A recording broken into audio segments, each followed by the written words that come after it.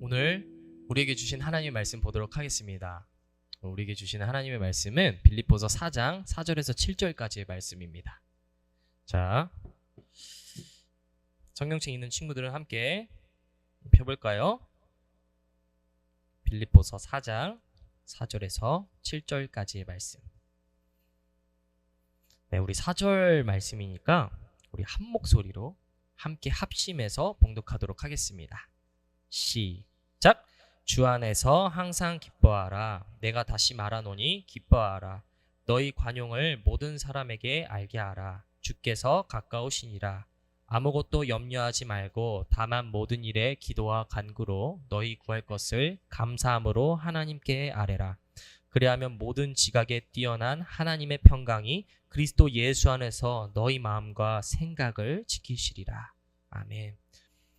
네, 오늘도 이 예배 시간에 나온 우리 도남동 중고등부 우리 모든 선생님들과 우리 학생들을 주님의 이름으로 간절히 축복합니다. 오늘도 예배를 통해서 말씀을 깨닫는 지혜와 응답받는 기대의 은총이 우리 가운데 가득히 넘쳐나는 이 예배 시간이 되기를 주님의 이름으로 간절히 소망합니다. 오늘 말씀 제목은 걸으면 해결된다, 걸으면 해결된다 라는 제목과 주제로 여러분과 함께 말씀을 나누고 싶습니다. 여러분, 우리가 지난주부터 빌립보서 말씀을 함께 묵상하고 있습니다. 그런데 이 빌립보서가 엄청 짧아요. 1장부터 4장까지밖에 없기 때문에 오늘로써 빌립보서 말씀이 마지막이 될 것 같습니다. 자, 그러면 오늘 말씀에서는 우리 바울 사도께서 뭐라고 말씀하실까? 저번 주에는 평안을 이야기했다면 오늘은 우리에게 그와 비슷한 맥락으로 너희가 기뻐할 것과 또 관용을 베풀 것을 이야기하고 있습니다. 자, 여러분, 관용이 뭔 줄 알아요? 관용. 우리 유성이가 한번 말해볼까요? 아량이 넓은 거라고 하면 우리 1학년들이 계속 퀘스천 마크를 달고, 네, 그쵸. 자, 관용은 뭐 쉽게 생각하면 이런 거겠죠. 내가 남을 이렇게 잘 대해줄 수 있는 거, 또 나의 기분과 이렇게 상관없이 남에게 친절을 베풀고 호의를 베풀 수 있는 게 바로 관용이라고 말할 수 있을 겁니다. 자, 그런데 문제는 뭐냐면 이게 내가 염려하고 있는 상황 가운데 있을 때, 내가 어려운 상황에 있을 때 사실은 기뻐하고 관용하는 게 진짜 어렵다는 거예요. 그렇죠? 전도사님이 얼마 전에 지원이랑 얘기를 하다가 지원이가 전도사님한테 그런 얘기를 한 적이 있어요. 전도사님, 제가 요즘 논술학원도 다니고요, 뭐도 다니고 태권도 다니고 이것저것 다 다니거든요. 그래서 숙제 너무 힘들어요. 그래서 맨날 집에 가면 주말에 이게 막 그 과제 같은 게 막 있나 봐요. 그래서 그거 하느라고 급급한데 그 동생이 있습니다. 지원이에게는 이제 동생이 있어요. 지민이. 근데 그 지민이가 형을 엄청 좋아해요. 그래서 맨날 형 나랑 놀아줘, 나랑 공기놀이 하자 이러면서 놀아주는. 그래서 지원이가 이제 놀아주는데, 근데 이제 요즘 바빠진 거야. 이제 지원이가 바빠지니까 원래는 그래도 지원이가 진짜 착해가지고 잘 놀아줬대요. 아, 그래 알았어, 귀찮은데 공기놀이 해줄게, 뭐 알았어 놀아줄게 했는데 바빠지니까 예민해진 거야. 그래서 지원이가 이렇게 귀찮게 해, 하고 난리야. 그래서 자기가 그런 마음이 들었다고 솔직하게 전사님한테 얘기하면서 제 동생을 미워했어요. 제가 바쁘다는 핑계로 제 동생을 그렇게 미워했어요. 저 회개할게요 막 이러면서 토요일에 막 그런 얘기를 했던 기억이 있습니다. 미안합니다. 네, 괜찮아. 누구나 한 번쯤은 그런 일 있죠. 네, 그래요. 우리가 이렇게 염려하고 때로는 우리가 어려운 가운데 있을 때 이렇게 참 이게 어렵습니다. 자, 그런데 그런 우리에게 바울은 그게 가능하대요. 자, 어떻게 가능하다는 걸까? 자, 우리가 오늘 말씀 속으로 해서 들어가 보길 원합니다. 그럼 바울이 어떤 얘기를 하는지. 여러분, 오늘 말씀에 이 배경을 보면은 이제 빌립보를 쓸 때 당시에 바울은 어떤 상황이라 했죠? 빌립보서가 뭐라고 했어요? 기억나는 사람? 네, 감옥에서 쓴 게 바로 빌립보, 그죠? 바울도 지금 감옥에 갇혀 있는데 지금 이 편지를 받는 빌립보도 현재 어떤 상황에 있었을까요? 좋은 상황일까, 나쁜 상황이었을까? 나쁜 상황이 있었어요. 염려하는 상황에 있었어요. 그게 두 가지가 있었는데, 내부적으로는, 교회 안으로는 어떤 상황이 있었냐면, 바울이라는 사람이 이 빌립보 교회에 2명의 지도자를 이렇게 탁 심어두고 갔어요. 오늘날로 따지면 김의순 전도사님과 표재성 부장님이 이렇게 딱 심어두고 자 도남동 중고등부를 잘 부탁합니다 이러고 바울이 딱 멋있게 떠난 거야. 자 그러면 이 전도사님과 부장님이 교회를 잘 이렇게 예배도 준비하고 잘 해야 돼 안 해야 돼? 해야 돼요. 그런데 이 둘이 싸운 거야. 그래서 부장님 저 전도사 안 할래요. 설교 몰라 하고 나가버리고 부장님도 에이씨 나도 안 해 그럼 부장님 나가버리고 자 그런 상황이 지금 이 빌립보 교회가 펼쳐져 있던 거예요. 자 어지러워요 안 어지러워요? 어지럽잖아요. 자 그런 상황 하나. 자 외부적으로 두 번째는 이제 외부 안쪽으로는 이런 상황이 있었다면 이제 바깥쪽으로도 좀 문제가 있었는데 자 바깥쪽으로는 이 빌립보 교회는 그때 당시 로마 제국이라는 나라의 식민지였어요. 로마라는 나라에 어떻게 보면은 그런 상관을 당하고 뭐든지 이렇게 보고를 해야 되는 그런 지역이 이제 빌립보 교회예요. 자, 그런데 이 빌립보 교회 당시에 그 로마의 종교의 문화가 있었는데 그건 뭐냐면 로마 황제가 곧 신이었어요. 로마 황제가 곧 주님이에요. 자, 그런데 우리 기독교는 누가 주님이에요? 예수 그리스도. 네. 왜 이렇게 대답을 못하죠? 여러분, 우리가 믿는 주님은 누구예요? 예수 그리스도!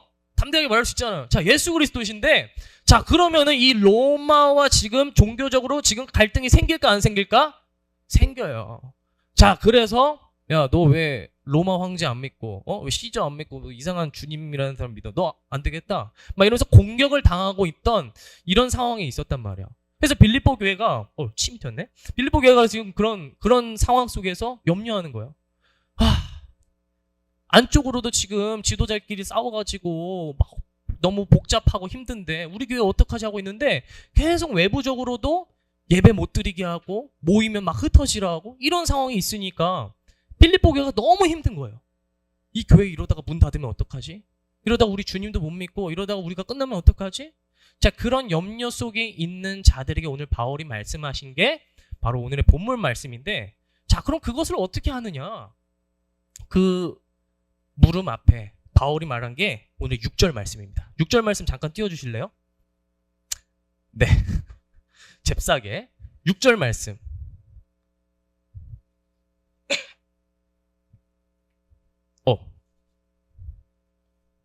네, 6절 말씀. 오늘 본문 6절 말씀 한번 띄워주. 네, 성령이 나를 변화시켜 아니고. 네, 제가 하도록 하겠습니다. 제가 먼저 말씀드리도록 하겠습니다. 아무것도 염려하지 말고 다만 모든 일에 기도와 간구로 너희 구할 것을 감사함으로 하나님께 아뢰라 라고 이야기했어요. 다시 자, 염려 속에 있어서 제가 기뻐할 수 없어요. 제가 정말 환대할 수 없어요. 제가 너무 힘들어요 하는 그 교회를 향하여 바울이 말한 게 아무것도 염려하지 말고 다만 모든 일에 기도와 간구로 너희 구할 것을 하나님께 아뢰라 라고 이야기했어요. 자, 이게 무슨 말일까요? 지금 힘들어하는 애한테 바울이 쌉 튀어가지고 힘들어? 힘들어하지 마. 기도나 해 임마. 지금 이 얘기일까요? 아니에요. 자, 여러분 이 염려라는 단어에 우리가 잠시 주목해 보길 원합니다. 바울이 무슨 얘기를 하는지. 여러분 염려가 뭘까요? 염려. 걱정. 염려가 뭔 것 같아요? 우리가 맨날 말하는 게 미움 같은 시기지도 뭐 근심 걱정 뭐 이런 얘기 많이 하잖아요. 자, 염려가 뭘까? 네? 네.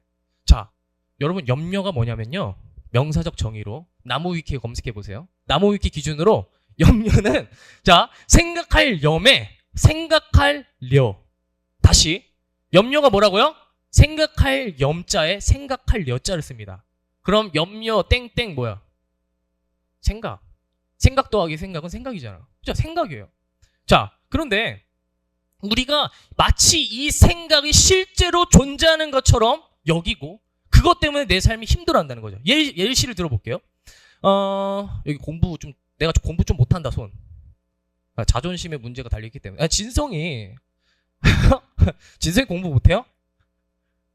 자, 예를 들어 진성이라면 예시를 들어볼게요. 형이니까 기분 덜 나빠할 것 같아요. 자, 예를 들어 진성이가 그냥 공부를 나름대로 스카 간다고 엄마한테 막 뻥치고 막 이랬지만 아무튼 공부 열심히 했어요. 근데 성적을 보니까 한 20, 30점이 나왔네. 와, 자기 머리를 보면서 좀 충격을 받았을 거예요. 1차 충격. 와, 나 진짜 돌머리구나. 난 공부하면 안 되겠어. 이러면서 아 우울해. 자 그런데 그 우울한 생각이 계속해서 다른 생각을 낳아요. 자 중요한 건 학생 때의 성적표는 나만의 문제가 아니에요. 곧 누구의 문제입니까? 부모님의 문제예요. 나만 성적표 받고 고통스러우면 모르겠는데 나는 이걸 가지고 부모님께 가야 됩니다. 그럼 이 부모님은 어떻게 하시죠? 이 성적표로 나 지금 힘든데 거기다 더 가중처벌을 그죠? 네, 그게 이 시험에 약간 어떻게 보면 프린시플 원리 같은데 자 그래요. 제가 이 성적표를 들고 아 힘들어 하지만 내 머릿속에 떠오르는 생각이 뭡니까? 그 생각이 이어져서 아 근데 내가 이 성적표를 지금 들고 집으로 가야 되네? 아 잠깐만 그런데 오늘 엄마 기분 안 좋은 것 같은데 요즘? 아 집에 가면 두드려 맞겠네? 아 욕설 진짜 듣겠네? 아 요즘 아씨 엄마 말 좀 잘 좀 들을 걸. 아 망했네. 자 이 생각이 계속 낳는 거야. 낳고 가다가 나 집에 들어가기 싫다. 집에 가면 나 죽을 거야. 아 못 들어갈 것 같아. 안 돼. 여기까지 가는 거야. 시험을 못 봤어. 아 힘들어 했던 그 나의 생각에서 확장이 여기까지 된 거야. 생각이 생각을 낳고 이럴 거야. 내 인생이 망할 거야. 나 이렇게 공부 못하고 취업도 못할 거야. 고등학교도 못 갈 거야. 난 망할 거야. 이게 바로 염려예요. 자 여러분 그런데 많은 친구들이 재밌는 게 뭐냐면 많은 사람들이 이 염려, 이 생각의 원리 속에서 이 생각이 마치 진짜로 있는 것처럼 믿는다는 거예요. 나 이럴 거야. 와, 내 인생 내 인생 이렇게 됐네. 이거 왜 이렇게 잘 안 풀리지? 아, 어떡하지 하다가 진짜 망하면 어떡하지? 여기서 좌절하는 거야. 마치 진짜 내가 넘어질 것처럼, 진짜 그렇게 큰일이 날 것처럼. 자, 여러분 그런데 바울이 말하는 건 뭐냐면 이렇게 실제로 존재하지 않는 염려에 대해서는 그렇게 네가 오늘 전전긍긍하면서 힘들어하면서 왜 오늘 하나님께 나아갈 생각은 안 하냐는 거예요. 왜 염려는 믿는다고 여기면서 염려는 실제한다고 존재한다고 믿고 거기에 내 삶이 좌지우지되면서 왜 오늘 살아계신 하나님께 내가 소망을 두고 하나님께 나아가려는 몸부림 왜 안 하냐라는 거예요. 바울이 말하는 게 지금 그 얘기예요. 모순이지 않아요? 왜 이거는 믿고 왜 하나님은 안 믿죠? 왜 하나님은 없다고 하면서 왜 염려에는 내가 그렇게 내가 막 힘들어 나 죽을 것 같아 왜 그렇게 하죠? 일어난 일도 아닌데요. 아직 일어나지 않은 일들이라고요. 그런데 우리는 그것 때문에 내 삶이 그렇게 영향을 받아요. 바울이 말하는 게 그래서 그 얘기예요. 염려하지 말고 그러니까 염려하지 말고 나의 문제를 가지고 그것을 가지고 하나님께 가라. 하나님 앞에서 몸부림쳐라. 그게 바로 아무것도 염려하지 말고 다만 모든 일의 기도와 간구로 너희 구할 것을 하나님께 아뢰라 라는 겁니다. 여러분 바울은 자신의 인생의 염려 속에서 정말 하나님의 일하심을 경험했던 사람이었어요. 여러분 염려 중에서 가장 큰 염려가 뭔지 알아요? 니네가 오늘 걱정하는 것 중에서 가장 큰 높은 위에 있는 염려가 뭘 것 같아? 좀 어려운 말이죠? 자, 쉽게 예를 들어 고통의 척도를 제시한다 했을 때 자, 1차 자, 현이 잠깐 나와보세요. 자, 현이한테 이제 고통의 척도를 알려주도록 하겠습니다. 손바닥 대보세요. 자, 1차 고통 딱 봐. 자, 2차 이렇게 꼬집는다. 뭐가 더 아파요? 꼬집는 게 더 아파요. 자, 그럼 이번엔 주먹을 뭐가 더 아파요? 이거 주먹이 더 아프대요. 고마워. 자, 들어가. 자, 여러분 고통에도 이런 척도가 있어요. 딱밤도 아픈데 딱밤보다 더 아픈 게 꼬집는 거예요. 근데 꼬집는 것보다 더 아픈 게 전선생님한테 죽박 맞는 거예요. 자, 마찬가지로 염려에도 그 염려의 척도가 있다는 거죠. 여러분 염려의 척도 가장 높은 염려는 뭘까요? 단언컨대 죽음이라고 할 수 있을 겁니다. 죽음. 예를 들어 여러분이 학원에 가야 돼. 지금 학원이 늦었어요. 학원 늦었네. 큰일 났다. 빨리 가야겠다. 겁나게 뛰어가는데 갑자기 웬 검은색 밴이 내 옆에 딱 서요. 그래 갑자기 나를 확 납치해. 야, 죽고 싶지 않으면 엄마한테 전화해. 지금 학원이 무슨 상관이야. 근데 여러분 그 상황에서 내가 지금 납치당했는데 비키세요. 꺼지세요. 지금 빨리 학원 가야 되고 문 열고 나갈 수 있는 사람 있어요? 식칼 치우고? 막 칼 보면 팍팍 해가지고? 없어요. 칼 딱 목에 들어오는 순간 네 알겠습니다. 여러분 학원이 무슨 소용이야? 딱 앉아서 말 고분고분 듣겠죠. 내가 살기 위해. 그런 거예요. 아무리 내가 수많은 염려 속에 있을지라도 나를 죽이는 내 목숨이 정말 위태로운 상황 앞에서는 그 염려는 아무것도 아니에요. 죽으면 끝이잖아요. 자, 그런데 바울은 이 죽음의 생사를 오가는 이 상황 속에서 기도, 하나님께 몸부림치는 그 자신의 이 무브먼트를 통해서 하나님을 만나게 됐습니다. 자, 전사님이 두 가지만 바울의 이야기를 에피소드를 말해드리도록 하겠습니다. 두 가지. 잘 들으세요. 자, 사도행전을 보면 바울이 자신의 그 전도 활동 가운데서 어떤 일들을 겪게 되었는지를 다 보여주고 있는데 그중에 첫 번째가 루스드라 사건이에요. 루스드라라는 마을에 바울이 복음을 전하러 갔어요.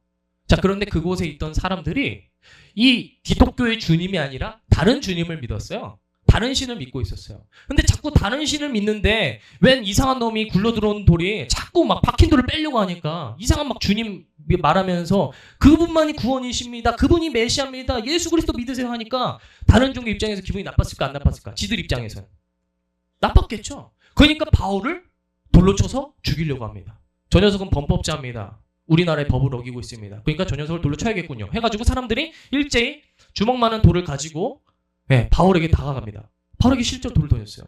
자, 여러분 주먹 많은 돌 맞아봤어요? 주먹 많은 돌이요? 온유는 어릴 시절에 벽돌로 잘못 맞은 적이 있는데 할아버지가 균형을 맞춰야겠다고 다른 쪽도 때리셨대요. 벽돌로. 네, 그래서 벽돌 맞아봤다고 하더라고요. 네, 마찬가지로 여러분 전도사님도 돌에 맞아봤어요. 돌에 진짜 주먹만한 돌에 맞아봤는데 전도사님이 살던 7살, 8살 때 전도사님이 살던 곳 주변에 공사 현장이 좀 많았어요. 이제 새로 건물들을 짓는다고 기존에 있던 것들을 다 부시고 이제 새로 짓는 과정이 있었는데 근데 문제는 이게 공사가 미뤄지면서 그게 다 돌산이 된 거예요. 바위들을 다 모아놓으면서. 그래서 거대한 어떤 회색 이렇게 빛의 그런 암석들이 많은 그런 지역이 있었습니다. 근데 문제는 이 용맹한 7살, 8살짜리 친구들이 그곳으로 간 거죠. 놀라고. 자, 거기서 이제 이 녀석들이 막 미친 듯이 놀기 시작해요. 메테오 하면서 막 하늘 향해서 막 불, 파이어 하면서 막 돌을 막 미친 듯이 던졌어요. 막 각도 누가 더 박격포 잘 쏘나 막 하면서 휘잉 해가지고 막 맞아라 제발 하면서. 자, 그런데 전도사님은 솔직히 양심적으로 목사님 아들이었으니까 진짜 요만한 돌로 이렇게 던졌거든요. 야! 했는데 이 제 친구 또라이가 진짜 이만한 돌을 으아! 확 던진 거예요. 그래서 제가 그 돌을 던지다가 눈 딱 떴는데 제 앞에 이만한 돌이 있는 거예요. 팍 맞고 그대로 다리 힘 풀려서 탁 거의 뭐 사극영화 쓰러지듯이 쓰러졌습니다. 잠깐 눈은 뜨고 있는데 기억이 안 났어요. 다시 일어났는데 아마 피가 끈적끈적하게 이렇게 맺히더라고요. 뭔가 이 뇌에 뭐가 잘못된 것처럼 막 피가 막 빨간 피가 나오면서 와, 여기 두개골이 엄청 깨질 것 같았어. 너무너무 아파가지고 그 상태로 그 친구한테 막 욕설하고 집에 달려갔었는데 네, 여러분 진짜 이 주먹만한 돌 맞으면 진짜 아픕니다. 근데 바울이 이거를 수십 차례를 맞은 거야. 막 풀스윙으로 막. 살아남을 수 있어요? 성경 보니까 피 떡이 되도록 맞았어. 미친 듯이. 쓰러져 있는 애한테 죽어 계속 던진 거예요. 죽일 생각으로 던진 거예요. 바울이 그렇게 피떡이 돼서 숨도 겨우 헐떡이고 있는데 사람들이 바울의 몸을 질질 끌어다가 이렇게 질질 끌어다가 성벽 밖으로 휙 던져버렸어요. 자, 그렇게 복음 전하다가 두드려 맞고 피떡이 된 채 바울은 숨을 거칠게 몰아쉬고 있었습니다. 모든 사람이 바울이 죽은 줄 알았어요. 야, 바울 이제 복음 전화 끝났구나. 어떡하냐 이러고 있는데 그때 성경이 말하길 바울이 일어났다라고 기록하고 있습니다. 자, 여러분 바울이 어떻게 일어날 수 있었을까요? 그 상황 속에서 우리가 영어 단어를 봐도 같은 단어지만 그것에서 파생되는 단어가 다 다른 걸 볼 수가 있습니다. 그렇죠? 제이쌤? 네, 그렇다고 하십니다. 네, 마찬가지로 성경도 같은 단어지만 거기서 나오는 단어들이 다 달라요. 지가 잠에서 일어난 건지, 뭐 얘가 자리에서 앉아있다가 일어난 건지, 기타 등등 일어났다는 단어가 다 다른데 성경에도 지금 그 일어났다가 다른 표현을 쓰였어요. 뭐냐면 여기서 쓰였던 단어 일어났다가 아니스테미, 따라봅시다. 아니스테미라는 단어인데 이거는 예수님께서 사역하실 때 죽은 자가 죽어 있었어요. 사람이 죽어 있었어요. 주님 어떡하죠? 끝났습니다. 이 사람 다 죽었습니다 했는데 아니 이 사람 죽지 않았어. 자고 있는 거야. 예수 그리스도의 이름을 명하노니 내 이름을 명하노니 나사렛 예수 이름으로 일어나라. 나사렛 예수 이름으로 일어나 걸어라. 자, 그렇게 일어나라라고 하실 때 단어가 바로 이 아니스템이에요. 죽음에서 생명으로. 죽음에서 생명으로 그 모든 생명의 주권자를 가신 하나님께서 일으켜 세우실 때 쓰신 단어가 바로 이 아니스템이라고요. 근데 지금 바울한테 쓰였던 단어가 아니스템이에요. 바울이 일어났다. 무슨 의미일까요? 바울이 자기가 스스로 지금 일어난 거예요? 아씨, 탁탁 털고, 빡치네 하면서 제가 일어난 거예요? 아니에요. 바울이 일어난 게 아니라 누가 지금 일으켜 세우신 겁니까? 하나님께서 죽음의 경계선에 있던 바울을 잡아서 일으켜 세우시고 복음을 전하는 바울을, 하나님의 사람 바울을, 기도의 사람 바울을 하나님께서 지키셨다는 거예요. 성경이 그걸 보여주고 있습니다. 자, 여러분, 두 번째 에피소드. 바울이 배를 타고 가다가, 여러분 이때 당시에는 운송 그런 게 없다고 했잖아요. 그래서 섬과 섬 사이를 다닐 땐 뭐를 타야 된다고 했었죠? 배. 근데 요즘 같은 조선 선박 같은 게 없어요. 그런 철로 만든 배가 없어요. 그러니까 나룻배 같은 걸 타고 다녀야 돼요. 자, 그런데 이 나룻배를 타고 가던 바울에게 자연재해가 일어나요. 사도행전 28장을 보면 유라굴로라는 광풍이 바울이 탄 배를 습격합니다. 여러분, 나룻배가 태풍한테 맞으면 어떻게 될까요? 사이클론. 박살이 나겠죠. 자, 유라굴로라는 광풍을 만나니까 바울이 탄 배와 그 모든 선원들의 배가 다 뜯겨나기 시작해요. 다 날아가요. 돛대가 찢어져요.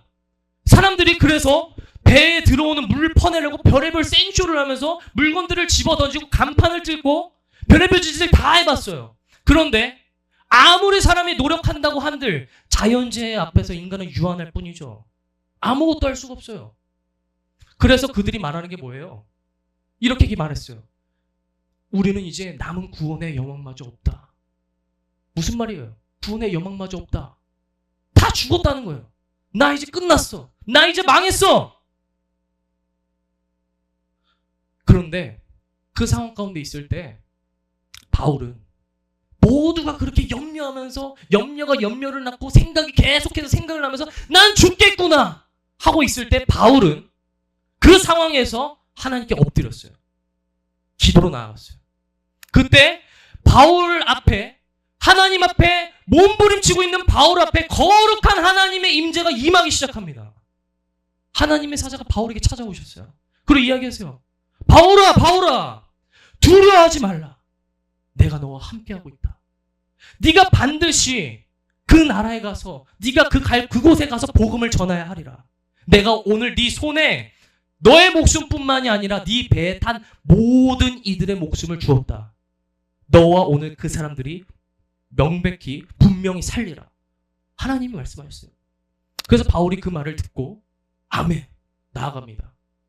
여전히 풍파가 치고 배는 박살나고 물은 들어오고 사람들은 막 혼비백산한 상황에서 바울이 외쳐요. 여러분 들으십시오. 담대하십시오. 두려워하지 마십시오. 하나님이 우리와 함께 하십니다. 하나님이 우리를 함께 하십니다. 오늘 하나님께서 우리를 반드시 그 안전한 성까지 인도해 주실 것입니다. 하나님이 나에게 말씀하셨습니다. 저는 이 약속의 말씀을 붙들습니다. 여러분, 우리는 결코 죽지 않을 것입니다. 두려워하지 마십시오. 자, 그 결과 이어지는 다음 장에서 정말 기적같이 모든 사람들이 찢어진 관판을 붙잡고 술통을 붙잡고 둥둥 떠서 모든 인원들이 전원이 살아서 멜리데라는 섬에 도착하였더라라고 사도행전 말씀을 기록하고 있습니다. 자, 여러분, 기도, 믿음이란 이런 거예요. 오늘날 정말 안타까운 게 뭐냐면 오늘 많은 그리스도인들이 세상으로부터 내가 문제를 받아요. 세상으로부터 질문을 받아요. 세상으로부터 수많은 고민과 염려라는 것을 받아요. 그런데 그것을 갖고 내가 세상으로부터 받았는데 그것을 가지고 내가 다시 세상으로 나아가려고 한다는 거예요. 세상의 방법을 풀으려고 한다는 거예요. 세상은 나한테 계속 물음표를 주는 거예요. 질문을 주는 거예요. 야, 이거 풀어와 이 자식아. 근데 내가 왜 그 질문을 받은 세상에 다시 가서 계속 물음표를 주는 여성한테 왜 다시 가냐고요. 나한테 계속 어차피 물음표만 줄 텐데. 이거 풀어오면 저거 줄 텐데. 더하기 풀었더니 곱셈 줄 텐데. 계속해서 염려를 줄 텐데. 왜 우리는 그것을 알면서도 자꾸 나아가냐고요. 물음표로. 믿음이란 무엇입니까? 기도란 무엇입니까? 물음표를 주는 세상. 내가 세상으로부터 물음표를 받은 걸 가지고 다시 세상으로 가는 것이 아니에요. 물음표를 받은 그 질문을 가지고 느낌표가 있는 하나님께로 나아가는 거예요. 내 인생을 창조하시고 분명한 목적을 가획하시고 나를 오늘 하나님께서 반드시 선한 길로, 반드시 좋은 길로, 하나님의 방법으로, 하나님의 때와 하나님의 시간대에 나를 인도하신 하나님을 신뢰하면서 그 물음표를 가지고 하나님께 나아가는 거예요. 그게 바로 기도예요. 그게 바로 믿음이에요. 바울이 오늘 그 얘기를 하는 거예요. 아무것도 염려하지 말고 다만 모든 일에 기도와 간구로 나를 창조하신 하나님께, 나의 모든 것을 계획하고 계신 하나님께 나아가십시오. 그랬을 때 그리스도 예수 안에서 하나님의 평강이 여러분의 마음과 생각을 지키실 것입니다. 이제 좀 말씀을 좀 정리하고 싶습니다. 찬양팀 잠깐 나와주세요. 여러분 마지막으로 여러분께 해주고 싶은 말이 있어요. 전도사님이 정말 좋아하는 말 중에 라틴어 중에 솔비투르 암불란도라는 말이 있습니다. 한번 우리 발음 같이 해볼까요? 솔비투르 암불란도. 이 말은 걸으면 해결된다는 겁니다. 오늘 전도사님 제목을 이렇게 지은 이유기도 한데, 여러분 우리 인생의 대부분은 걸으면 해결됩니다. 어떤 말이냐면, 여러분의 주변에 있는 소중한 사람 한번 생각해 보겠습니까? 지금 현재 여러분 곁에 있는 소중한 사람들이요. 그것이 나의 가족이 될 수도 있고, 아니면 베스트 프렌드 생각해 보세요. 여러분은 지금 짱친. 여러분이 오늘 그 베스트 프렌드와 어떻게 그 친구 관계를 맺게 되었습니까? 그 인연을 어떻게 맺게 되었죠? 처음 본 순간, 와, 너는 나와 짱친이야. 이제부터 너는 내 친구야.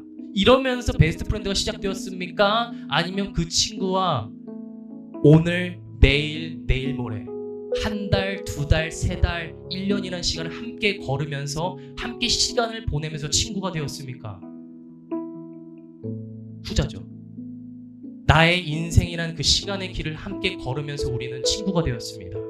내 소중한 사람이 되었습니다. 부모님도 마찬가지예요. 나를 낳아주신 분이시지만 우리는 사춘기를 겪으면 수없이 부모님과 부딪혀요. 갈등이 생겨요. 엄마는 날 사랑하지 않아. 그런데 우리가 그 삶 속에서도 계속해서 집에 들어가가지고 엄마가 차려주는 밥 먹고 엄마랑 대화하면서 깨닫게 되는 건 뭡니까? 부모님 나를 정말 사랑하시는구나. 내가 정말 사랑하시는 건 역시 내가 사랑하는 분이 역시 부모님이지. 이 고백을 할 수 있는 거예요. 자, 무슨 말이냐면 우리는 우리의 인생이라는 길을 걸으면서 나의 소중한 사람이 생겼다는 걸 깨닫게 돼요. 그 사람과 함께 걸으면서. 마찬가지로 하나님과 함께 살아가는 인생도 그렇다는 거예요. 한 번에 믿음에 좋아지는 게 아니에요. 한 번에 하나님의 사람이 되고 한 번에 바울처럼 살아가는 게 아니에요. 내 인생에 수많은 질문과 물음표와 문제와 역경이 있을지라도 그것을 하나님과 함께 걸어가는 거예요. 하나님, 이거 어떻게 하죠? 하나님, 제가 어떻게 살아가면 될까요? 하나님이 저를 창조하셨잖아요. 하나님 모든 것을 계획하고 계신다면서요. 하나님 도와주세요. 제가 오늘 믿음으로 하나님의 손을 잡고 걸어가길 원해요. 이 몸부림 속에서 우리가 하나님을 만나는 거예요. 하나님 누구신지를 깨닫게 되는 거예요. 하나님이 나를 위해서 이 계획을 마련해 주셨던 거였구나. 이래서 하나님이 나한테 이런 사건을 알게 하셨던 거구나. 내 이 가족을 허락해 주셨던 거구나. 저 친구를 알게 하셨던구나. 나를 이 도남동 교회에 보내신 거구나 라는 걸 알게 하신다고요. 여러분, 하나님 앞에 몸부림치세요. 어떤 상황이 올지라도 하나님 앞에서 울고 하나님 앞에서 기뻐하고 하나님 앞에서 고민을 털어놓으세요. 여러분이 하나님 가운데서 몸부림칠 때 정말 인격적으로 만나시는 그 하나님을 경험하게 될 줄로 믿습니다. 바울도 그랬어요. 다윗도 그랬어요. 자신이 목숨을 잃을 것 같은 그 굴 속에서 난 죽었어, 난 끝났어, 사울왕이 날 죽일 거야 했지만 그 굴 속에서 처절하게 외쳤던 게 시편의 고백이에요. 여호와는 나의 목자시니 내게 부족함이 없으리로다. 내가 행복해서 말한 게 아니라 지금 죽을 상황에서 다윗이 얘기한 거예요. 지금 목에 칼이 들어오고 있는데 여호와는 나의 목자시니 내가 여호와를 찬양합니다. 무슨 말입니까? 하나님께서 모든 걸 인도해 줄 줄 믿습니다. 지금 내 상황이 이럴지라도 하나님 반드시 선한 길로, 완전한 길로 나의 목자가 되시니 하나님께 소망을 두고 나아가겠습니다라는 처절한 고백이 바로 다윗의 시편 말씀이었어요. 여러분의 삶 가운데 이런 고백이 이루어지길 소망합니다. 기도로 나아가세요. 그랬을 때 여러분 가운데 그리스도 예수 그리스도의 평강이 가득히 임하게 되는 그런 삶을 누리게 될 줄 믿습니다.